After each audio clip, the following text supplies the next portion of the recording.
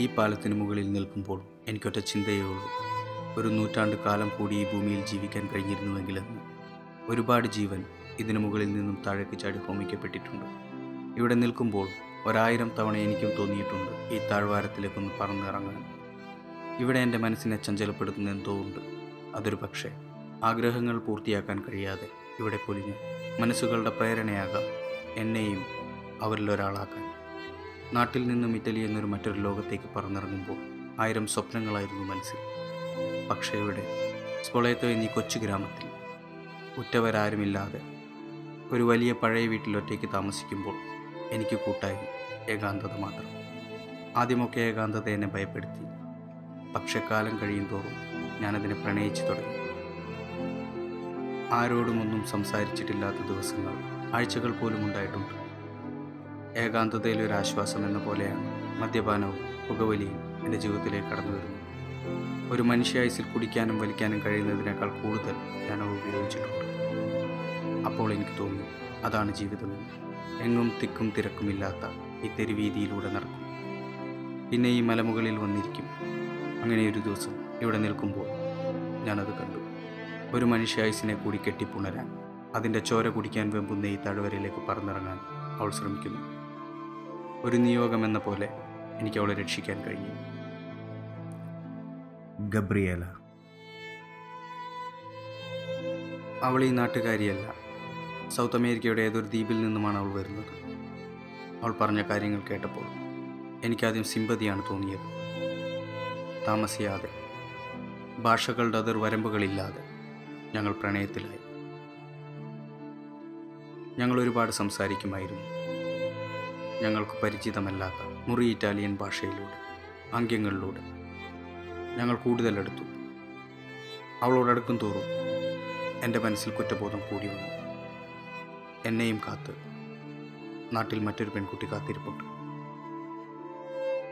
ഇപ്പോൾ ഞാൻ ചതിക്കുന്നത് ഒരാളെയല്ല, എന്നെ മാത്രം സ്നേഹിക്കുന്ന 2 മനസ്സുകളെയാണ് എന്ന തിരിച്ചറിവ് എന്നെ തകർത്ത് കളഞ്ഞു. ഞാൻ മദ്യപാനത്തിനും ലഹരി മരുന്നുകൾക്കും കൂടുതൽ അടിമപ്പെട്ടു. ഒരു ദിവസം എല്ലാ സത്യങ്ങളും ഞാൻ ഗബ്രിയേലയോട് തുറന്നു പറഞ്ഞു. അവൾ എന്നെ വെറുക്കുമെന്നാണ് ഞാൻ കരുതിയത്. പക്ഷെ അവൾ എന്നെ കെട്ടിപ്പിടിച്ച് കരഞ്ഞിട്ട് പറഞ്ഞു, നീ എനിക്ക് തന്ന സ്നേഹമാണ് എന്നെ ജീവിതത്തിലേക്ക് കൈപിടിച്ച് നടത്തിയത്. നല്ലൊരു മനസ്സുള്ളത് കൊണ്ടാണ് നിനക്ക് സത്യങ്ങൾ തുറന്നു പറയാൻ കഴിയുന്നത്, മറ്റുള്ളവരെ സ്നേഹിക്കാൻ കഴിയുന്നത്. നിന്നെ കാത്തിരിക്കുന്ന പെൺകുട്ടി ഭാഗ്യവതിയാണ്. പിന്നെ അവൾ എന്നെ കൊണ്ടൊരു സത്യം കൂടി ചെയ്യിച്ചു, ഇനിയൊരിക്കലും കുടിക്കരുതെന്ന്. എന്നെ സ്നേഹിക്കുന്ന പെൺകുട്ടിയല്ലാതെ മറ്റൊരു പെണ്ണും എൻ്റെ ജീവിതത്തിൽ ഉണ്ടാകരുതെന്ന്.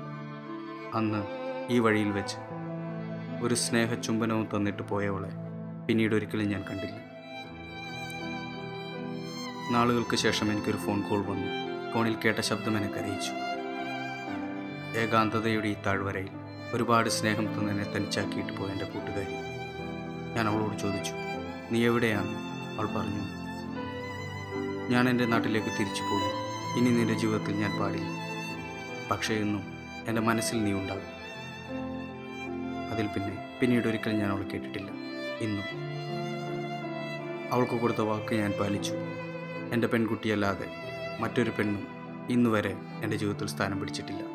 പക്ഷേ ഒരു നിമിഷം സ്നേഹിച്ചവളെ വഞ്ചിച്ചതിൻ്റെ കുറ്റബോധം എന്നെ അലട്ടി.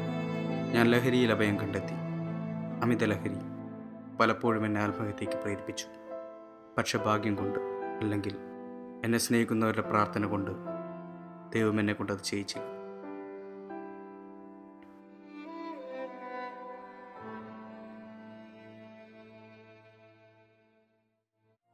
ഇന്ന് ഞാൻ മനസ്സിലാക്കുന്നു, മദ്യപാനവും പുകവലിയും ലഹരി മരുന്നുകളുടെ ഉപയോഗവും ആത്മഹത്യയും ഒന്നും ഒരു പ്രശ്നങ്ങൾക്കും പരിഹാരമല്ല. പക്ഷേ അത് മനസ്സിലാക്കാൻ ഞാൻ വൈകി. ഇന്ന് ക്യാൻസർ എന്ന മാരക രോഗത്തിന് ഞാൻ അടിമപ്പെട്ടിരിക്കുന്നു.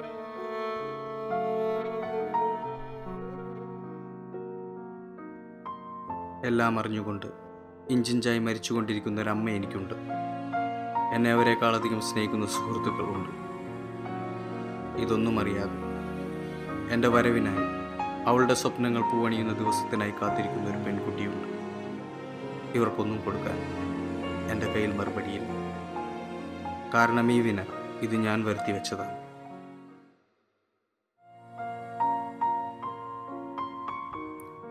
നമുക്കുപേക്ഷിക്കാം ഈ മാരക വിഷങ്ങളെ. നമ്മെ സ്നേഹിക്കുന്നവർക്ക് വേണ്ടി, കാത്തിരിക്കുന്നവർക്ക് വേണ്ടി, നമ്മുടെ ആഗ്രഹങ്ങളെയും സ്വപ്നങ്ങളെയും ശരീരത്തെയും കാർന്ന് തിന്നുന്ന ക്യാൻസർ എന്ന മഹാവിപത്തിനെ നമുക്കൊരു പരിധിവരെ ഒഴിവാക്കാം. പ്രിയ സുഹൃത്തെ, ഞാൻ വൈകി, നീ വൈകരുത്.